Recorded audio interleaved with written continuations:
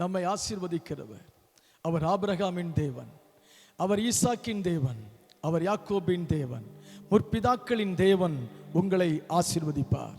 என் அன்பு கர்த்தருடைய பிள்ளைகளே, இன்றைக்கு கர்த்தருடைய வார்த்தையை கேட்டு நாம் ஜெபிக்க போகிறோம். கர்த்தருடைய கை உங்கள் மேல் வந்து இறங்க போகிறது. தேவன் உங்களை ஆசீர்வதிப்பார். ஒரு பழைய பாடலை பாடி கர்த்தருடைய நாமத்தை நாம் உயர்த்துவோம். வசனம் சொல்லுகிறது, என் நாமத்தை பிரஸ்தாபம் பண்ணுகிற எந்த ஸ்தானத்திலும் வந்து நான் உங்களை ஆசீர்வதிப்பேன் என்று சொன்ன கர்த்தர், அவரை உயர்த்துகிற உங்கள் இல்லத்தில் இயேசு வந்து உங்களை ஆசீர்வதிப்பார். ஒரு பழைய பாடலை பாடி கர்த்தரை மகிமைப்படுத்துவோம். ஆமென். கைகளை தட்டி இயேசு நல்லவர்.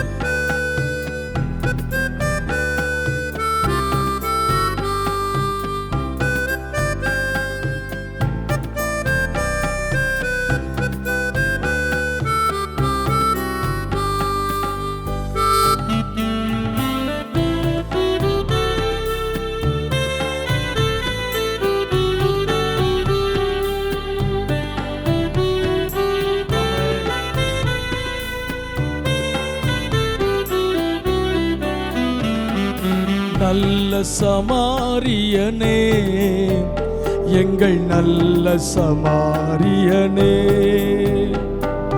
நல்ல சமாரியனே, எங்கள் நல்ல சமாரியனே, அனாதையாக இருந்த என்னை, அனாதையாக இருந்த என்னை தேடி வந்த என் தெய்வமே, தேடி வந்த என் தெய்வமே, நல்ல சமாரியனே, எங்கள் நல்ல சமாரியனே. ஆமென். இயேசு நல்லவர். ஹல்லேலூயா.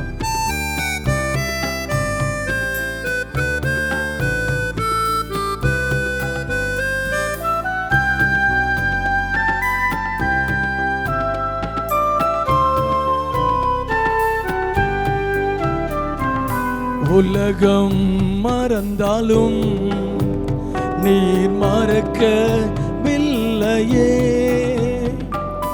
உலகம் மறந்தாலும் நீர் மறக்கவில்லையே,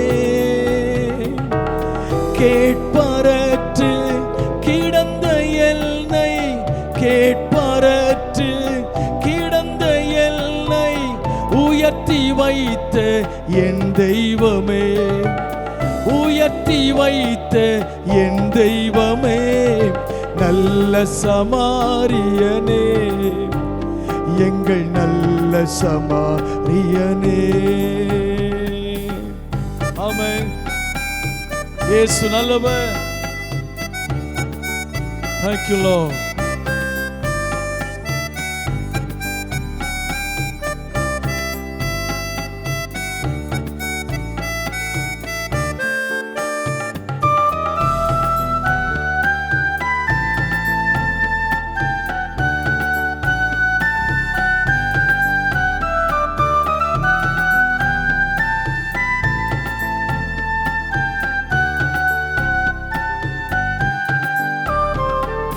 பாவத்தில் இருந்த என்னை பரிசுத்தமாக்கினீரே, பாவத்தில் இருந்த என்னை பரிசுத்தமாக்கினீரே, பாவங்கள் யாவையும் மன்னித்து மறந்து, பாவங்கள் யாவையும் மன்னித்து மறந்து புதிய மனிதனாய் மாற்றினீரே, புதிய மனிதனாய் மாற்றினீரே, நல்ல சமாரியனே, எங்கள் நல்ல சமாரியனே. ஆமென். Thank you Lord.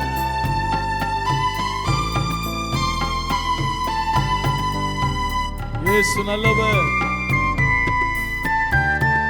Thank you Jesus.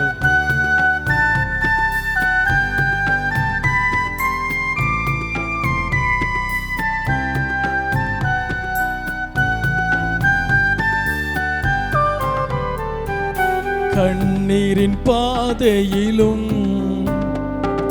கஷ்டத்தின் நேரத்திலும்,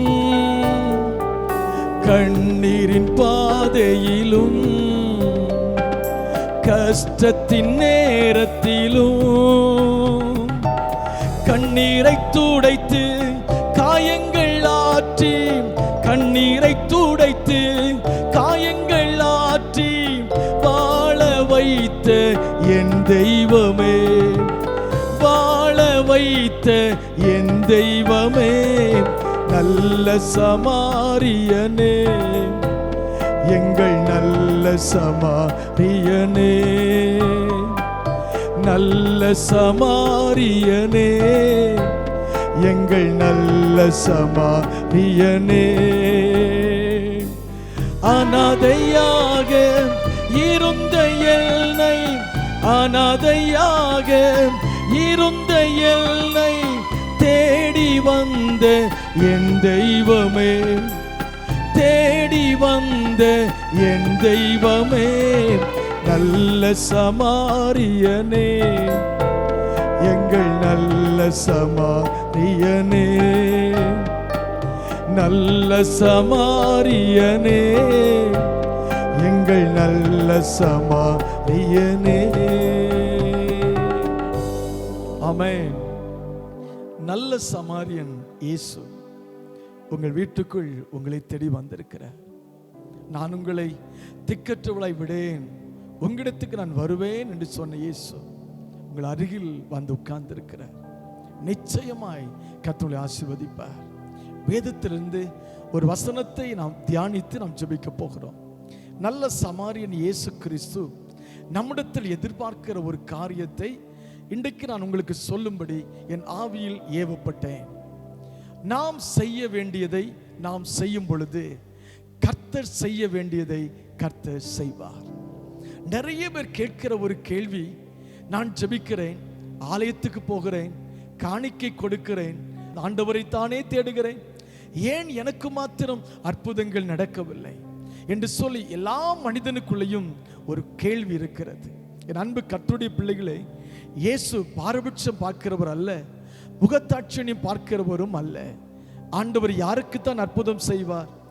அவர் என்ன சொல்லுகிறாரோ அதை யார் செய்வதற்கு ஆயத்தமாக இருக்கிறார்களோ அவர்களுக்கு அற்புதத்தை அவர் செய்வார்.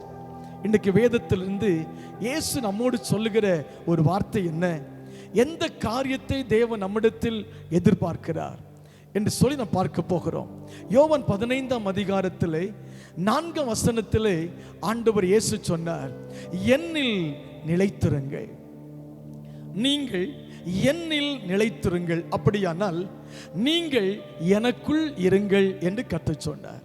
என் அன்பு சகோதரனே, அன்பு சகோதரி, அன்பு கர்த்தருடைய பிள்ளைகளே, அற்புதம் நடக்க வேண்டுமானால், நீங்கள் ஜெபிக்கிற ஜெபத்துக்கெல்லாம் தேவன் பதில் கொடுக்க வேண்டுமானால் இயேசு சொல்லுகிறார், என்னில் நிலைத்திரு.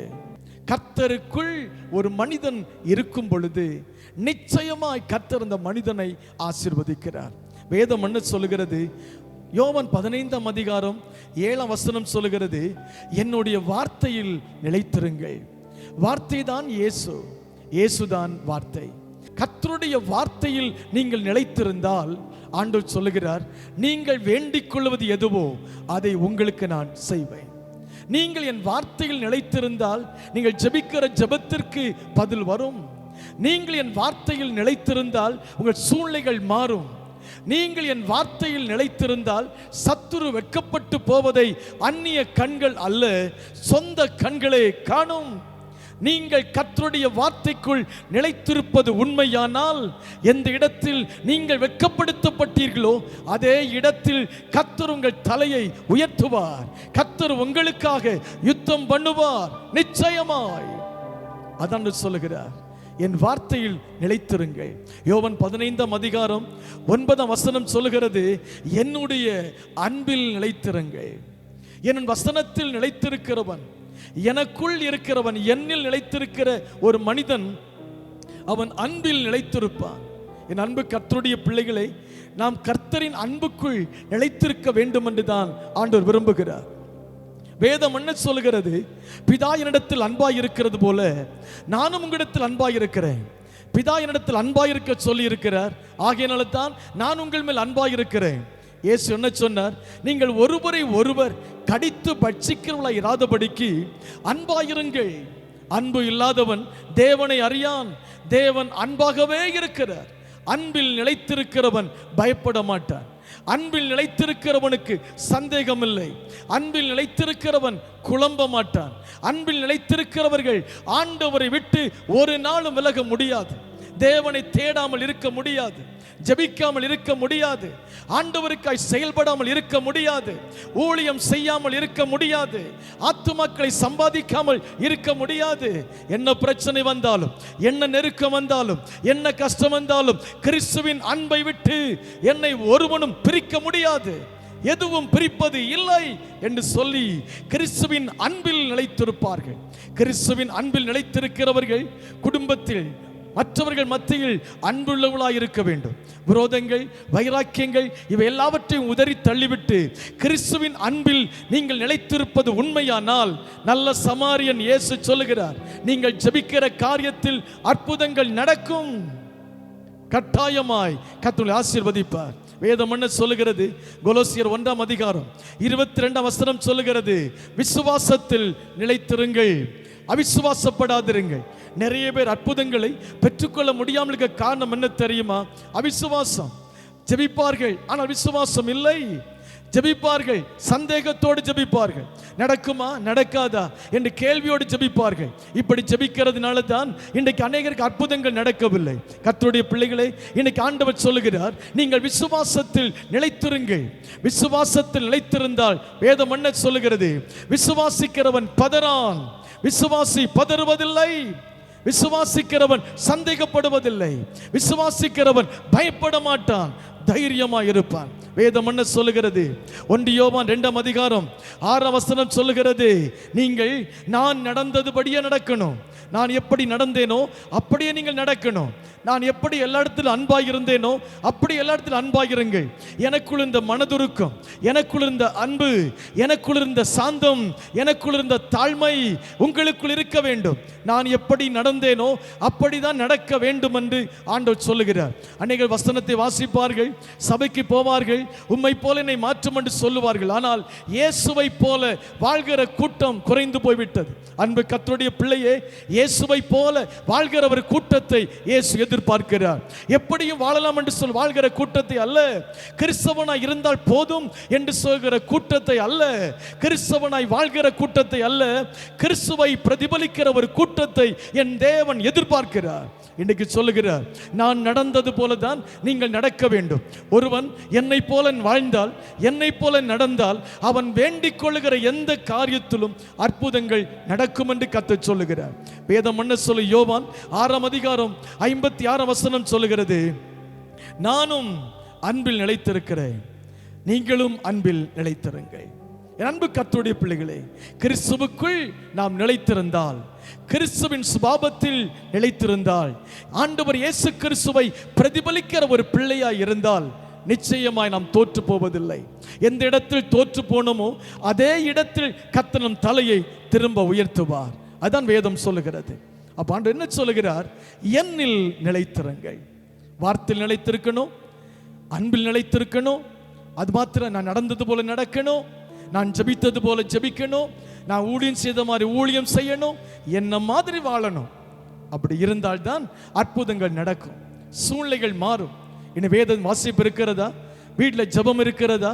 குடும்ப ஜெபம் இருக்கிறதா? தனி ஜெபம் இருக்கிறதா? இயேசு போய் மலையிலே தனித்து ஜெபித்தார். காலை முழுவதும் ஊழியம் செய்வார், இரவு அவர் ஜெபிக்கிறவராய் இருந்தார். வீட்டுக்குள்ளே ஜெப சத்தம் இருக்கிறதா?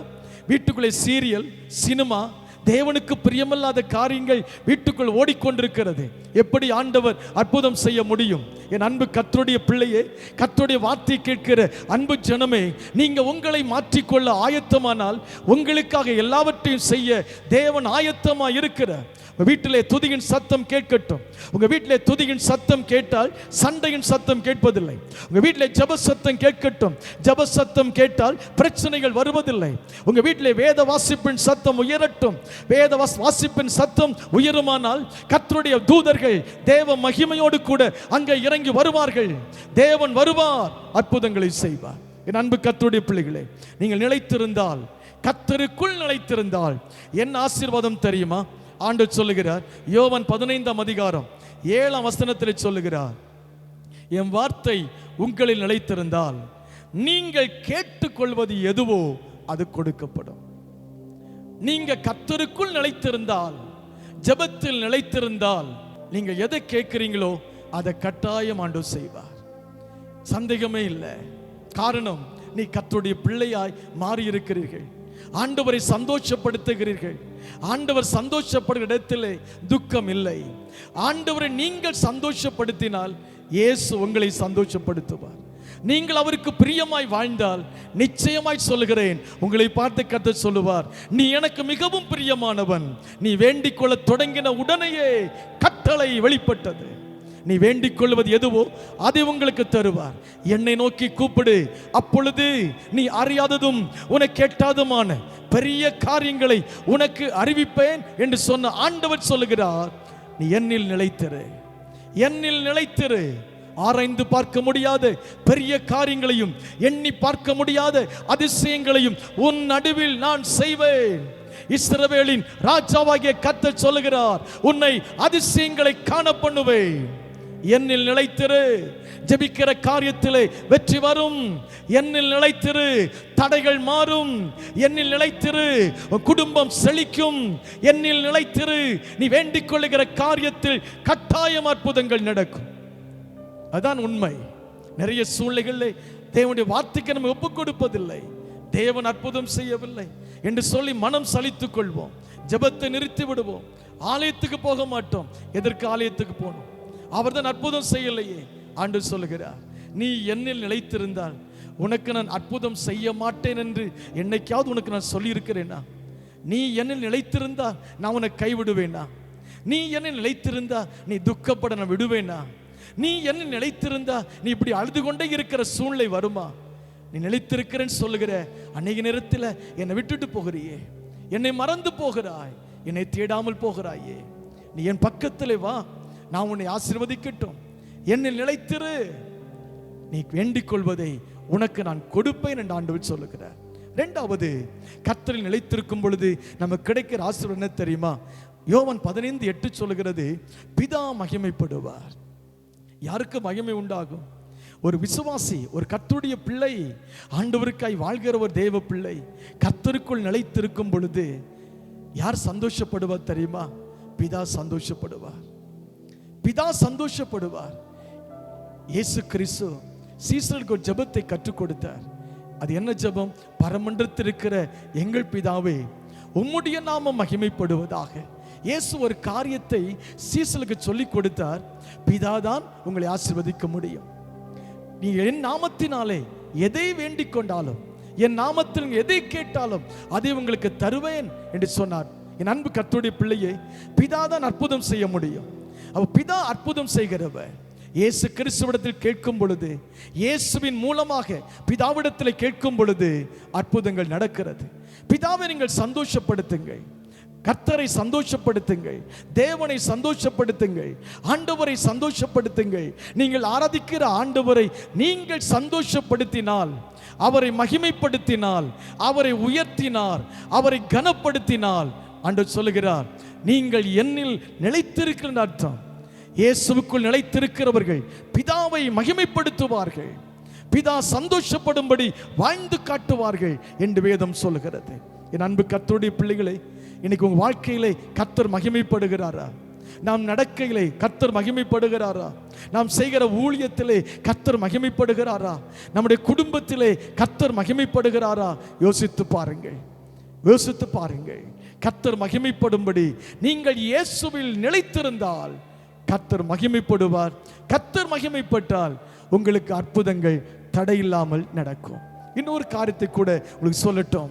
யோவான் 15ஆம் அதிகாரம் 15ஆம் வசனம் சொல்லுகிறது, என்னில் நீங்கள் நிலைத்திருந்தால் என்னுடைய சிநேகிதனாய் இருப்பீர்கள். அப்படின்னு என்ன அர்த்தம்? இயேசு சொல்றாரு, நீங்கள் நிலைச்சிருந்து பாருங்க, நான் ஒரு நண்பனை போல, ஒரு சிநேகிதனை போல உங்க கூட உட்கார்ந்திருப்பேன். நண்பர்கள் எந்த காரியத்தை மாறி மாறி மறைக்க மாட்டார்கள், சொல்லிவிடுவார்கள். ஒரு காரியத்தை மறைக்காமல் யாரிடத்தில் சொல்வார்கள்? நண்பனிடத்தில். வேதம் என்ன சொல்கிறது? ஆபிரகாமிடத்தில் ஆண்டவர் பேசும் பொழுது ஒரு சிநேகிதனை போல வந்து உட்கார்ந்து பேசினார். செய்ய போகிற காரியத்தை ஆபிரகாமுக்கு நான் மறைப்பேனோ என்று சொல்லி பேசினார். என் அன்பு கர்த்தருடைய பிள்ளையே, நீங்க கர்த்தரில் நிலைத்திருந்தால் ஒரு உண்மை சொல்லட்டுமா? உங்க ஜெப அறையில நீங்க சந்தோஷப்படுவீங்க. காரணம் தெரியுமா? இயேசு உங்கள் ஜெப அறையில உட்கார்ந்திருப்பார். ஜெபிக்க உட்கார்ந்திருக்கும் பொழுது நீங்கள் 2 பேர் உட்கார்ந்திருப்பீர்கள், 3வது நபராய் இயேசு இருப்பார். 3 பேர் உட்கார்ந்திருப்பீர்கள், 4வது நபராய் இயேசு இருப்பார். 4 பேர் உட்கார்ந்திருப்பீர்கள், 5வது நபராய் இயேசு இருப்பார். உங்க வீட்டில் எத்தனை பேர் இருக்கிறார்களோ அத்தனை பேர் உட்கார்ந்திருக்கும் பொழுது அடுத்து ஒரு நபராய், ஒரு சிநேகிதனாய், அற்புதம் செய்கிறவராய், விசாரிக்கிறவராய், கண்ணீரை துடைக்கிறவராய் உங்கள் அருகில் இயேசு இருப்பதை காண்பீர்கள். இந்த பாக்கியம் யாருக்கு கிடைக்கும்? இயேசுவில் நிலைத்திருக்கிறவர்கள், இயேசுவுக்குள் இருக்கிறவர்களுக்கு தான் இந்த ஆசீர்வாதம். ஒரு சிநேகிதனை போல இருந்து நம்மை நடத்துவார், நம்ம விசாரிப்பார். வேதம் என்ன சொல்கிறது? அவர் உங்களை விசாரிக்கிறவர் ஆனபடியினால் உங்கள் கவலைகளை எல்லாம் அவர் மேல் வைத்து விடுங்கள். ஒரு சிநேகிதனை போல வந்து உட்கார்ந்து பேசுவார். செய்ய போகிற காரியங்களை உங்களுக்கு சொல்லுவார், நடக்க போகிற காரியங்களை உங்களுக்கு சொல்லுவார், எது நடக்கும் என்று சொல்லுவார், என்ன செய்ய வேண்டும் என்று சொல்லுவார். ஒரு நண்பனாய், ஒரு சிநேகிதனாய் கூடவே இருப்பார். நல்ல சமாரியன், அவர் நல்ல சமாரியன், கூடவே இருப்பார். கவலைப்படாதிருங்கள் கர்த்தருடைய பிள்ளைகளே, அவருக்குள் நிலைத்திருங்கள். நிலைத்திருக்கும் போது முதல் ஆசீர்வாதம் கேட்பது கிடைக்கும். 2வது ஆசீர்வாதம் பிதா மகிமைப்படுகிறார். 3வது ஆசீர்வாதம் ஆண்டவருடைய சிநேகிதராக இருப்பீர்கள். 4வது ஆசீர்வாதம் என்ன தெரியுமா? யோவான் 15:2 சொல்லுகிறது, நம்மை சுத்தம் பண்ணுவார், பரிசுத்தப்படுத்துவார். என் அன்பு கர்த்தருடைய பிள்ளைகளே, ஒரு ஜெபத்துக்கு பதில் வேண்டுமானால் அந்த ஜெபிக்கிற மனுஷனிடத்தில் பரிசுத்தம் இருக்கணும். ஒரு மனிதன் தேவ சமூகத்தில் போய் ஜெபிக்கும் பொழுது தேவன் ஜெபத்தை கேட்க வேண்டுமானால் பரிசுத்தம் இருக்கணும். பரிசுத்தம் இல்லாமல் ஜெபத்துக்கு பதில் வருவதில்லை. பரிசுத்தம் இல்லாமல் யாரும் தேவனை தரிசிக்க முடியாது. வேதம் என்ன சொல்கிறது? உங்களை அழைத்தவர் பரிசுத்தராய் இருக்கிறது போல நீங்களும் உங்கள் நடக்கையில் எல்லாம் பரிசுத்தராய் இருங்கள். பேச்சிலே பரிசுத்தராய் இருங்கள். ஜெபிக்கிற நீங்க பேசுகிற வார்த்தை பரிசுத்தமாய் இருக்கட்டும். துதிக்கிற நீங்க பேசுகிற வார்த்தைகள் பரிசுத்தமாய் இருக்கட்டும். தேவ சமூகத்துக்கு வேத புஸ்தகத்தை எடுத்து கடந்து போகிற அன்பு கர்த்தருடைய பிள்ளையே, உன் நடக்கைகள் பரிசுத்தமாய் இருக்கட்டும், ஜீவியம் பரிசுத்தமாய் இருக்கட்டும். யாரை பரிசுத்தப்படுத்துவார்? ஆண்டவர் சொல்லுகிறார், என்னில் யார் நிலைத்திருக்கிறார்களோ, எனக்குள் யார் நிலைத்திருக்கிறார்களோ, வார்த்தையில் யார் நிலைத்திருக்கிறார்களோ, என்னுடைய அன்பில் யார் நிலைத்திருக்கிறார்களோ, நான் நடந்தது போல் யார் நடக்கிறார்களோ, நடக்க விரும்புகிறார்களோ அவர்களை நான் சுத்தம் பண்ணுவேன், பரிசுத்தப்படுத்துவேன். அற்புதங்களுக்கு தடையாயிருக்கிற எல்லா சூழ்நிலைகளும் மாற்றப்படும். அற்புதங்கள் நடக்கும், அதிசயங்கள் நடக்கும், எந்த தடையும் இருக்க முடியாது. கர்த்தருடைய பிள்ளையே, இப்படிப்பட்ட ஆசீர்வாதங்களை கர்த்தர் உங்களுக்கு தருவார். நீங்கள் வேண்டிக் கொள்கிற காரியத்திலே அதிசயங்கள் நடக்கத்தான் போகிறது. உங்களை சுத்திகரிப்பார், உங்களை பரிசுத்தப்படுத்துவார், தேவனுக்கு பிரியமான பாத்திரமாய் உங்களை அவர் மாற்றுவார்.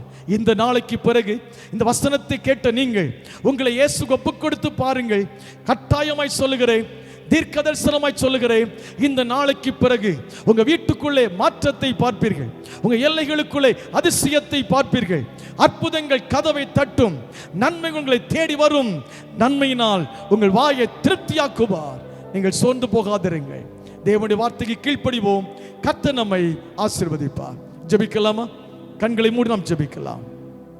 நல்ல ஆண்டவரே, நாங்கள் உம்மை நன்றியோடு உம்மை துதிக்கிறோம், உம்மை ஸ்தோத்தரிக்கிறோம். நீ நல்ல தேவனாக எங்கள் நடுவில் இருக்கிறதுக்காக நாங்கள் உமக்கு நன்றி சொல்லுகிறோம். அப்பா, என்னில் நிலைத்திருங்கள், அப்பொழுது நானும் உங்களில் நிலைத்திருப்பேன், நீங்கள் பிள்ளைகளாய் இருப்பீர்கள் என்று சொன்னீரே. அப்பா, உம்முடைய பிள்ளைகள் கர்த்தருக்குள் நிலைத்திருக்க கர்த்தர் உதவி செய்வீராக. வசனத்தில் நிலைத்திருக்க கர்த்தர் உதவி செய்வீராக. உபதேசத்தில் நிலைத்திருக்க கர்த்தர் உதவி செய்வீராக. விசுவாசத்தில் நிலைத்திருக்க கர்த்தர் உதவி செய்வீராக. இயேசு நடந்தது போல நடக்க கர்த்தர் உதவி செய்வீராக. கிறிஸ்துவின் அன்பில் நிலைத்திருக்க கர்த்தர் உதவி செய்யுங்கள் அப்பா. இந்த நாளைக்கு பிறகு இந்த சுபாவங்களை, இயேசுவுக்குள் இருக்கிற திவ்ய சுபாவங்களை இந்த பிள்ளைகள் பெற்றுக்கொள்வார்களாக. இவர்கள் கேட்டுக்கொள்வது எதுவோ அது கிடைக்கட்டும். பிதா மகிமைப்படுவாராக. ஆண்டவரே, இவர்களை சுத்தப்படுத்துவீராக. இவர்கள் சாட்சிகளாய் மாறுவார்களாக.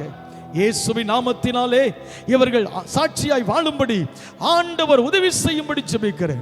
வியாதியோடு பலவீனத்தோடு இருக்கிற பிள்ளைகளை ஆண்டவர் தொட்டு சுகமாக்குவீராக. கலக்கத்தோடு இருக்கிற பிள்ளைகளுடைய கலக்கங்கள் மாறி போகட்டும். தேவனை விட்டு தூரமாயிருக்கிற பிள்ளைகள் கிறிஸ்துவண்டை திரும்பட்டும். ஆண்டவரே, குடும்பத்திலே சமாதானம் வரட்டும், குடும்பத்திலே சந்தோஷம் வரட்டும். குடும்பத்தை கலக்குகிற ஆவிகள், பில்லி சூனியத்தின் ஆவிகள், மந்திரவாதத்தின் ஆவிகள் இயேசுவின் நாமத்தில் குடும்பங்களை விட்டு விலகி போவதாக. சாத்தானின் ஆவிகள் இயேசுவின் நாமத்தில் விலகும்படி ஜெபிக்கிறேன். பிசாசின் கட்டுகள் உடைக்கப்படுவதாக. இதுவரை நடக்காத அற்புதங்கள் இந்த நாளைக்கு பிறகு நடப்பதாக. இதுவரை கிடைக்காத உயர்வுகள் இந்த நாளைக்கு பிறகு கிடைப்பதாக. இந்த சத்தத்தை கேட்கிற பிள்ளைகளை பார்க்கிறவர்கள் இயேசுவை பார்ப்பார்களாக, இயேசுவை பிரதிபலிப்பார்களாக. அப்படியே நீர் ஆசீர்வதிக்கிறதுக்காக உமக்கு நாங்கள் நன்றி சொல்லுகிறோம். பரிசுத்தமுள்ள இரத்தம் தெளிக்கப்படுவதாக. வேண்டிக் கொள்கிற எல்லா காரியத்திலும் அற்புதங்களை செய்யும். சிறு பிள்ளைகளை ஆசீர்வதியும். பலவீனமாக இருக்கிற பிள்ளைகளை சுகமாக்கும். வாலிப பிள்ளைகளை காத்துக்கொள்ளும். அற்புதங்கள் நடக்கட்டும். ஆண்டவரே, நம்முடைய கிருபை கூட இருப்பதாக. உலகம், பாவம், பிசாசு பிள்ளைகளை தொடக்கூடாது. சாத்தானை எதிர்த்து நிற்க கர்த்தர் கிருபை கொடுப்பீராக. தாய் தகப்பனை மதிக்க, தாய் தகப்பனை நேசிக்க உதவி செய்வீராக. கர்த்தருடைய கை கூட இருக்கட்டும் என்று சொல்லி ஜெபிக்கிறேன். வேண்டிக் கொள்கிற எல்லா காரியத்திலும் அதிசயங்கள் நடக்கட்டும். சூழ்நிலைகள் மாறட்டும், நெருக்கங்கள் மாறட்டும், கஷ்டங்கள் மாறட்டும். இயேசுவின் நாமத்தில் ஜெபிக்கிறோம் எங்கள் நல்ல பிதாவே, ஆமென். கர்த்தர் உங்களை ஆசீர்வதிப்பார். கவலைப்படாதிருங்கள். நிச்சயமாய் கர்த்தருடைய வார்த்தைக்கு உங்களை ஒப்புக்கொடுங்கள். அதிசயத்தை காண்பீர்கள். அடுத்த வாரம் இதே நேரம் இந்த நிகழ்ச்சியை பார்த்து ஆசீர்வாதங்களை பெற்றுக்கொள்ளுங்கள். கர்த்தர் உங்களை ஆசீர்வதிப்பார். ஆமென்.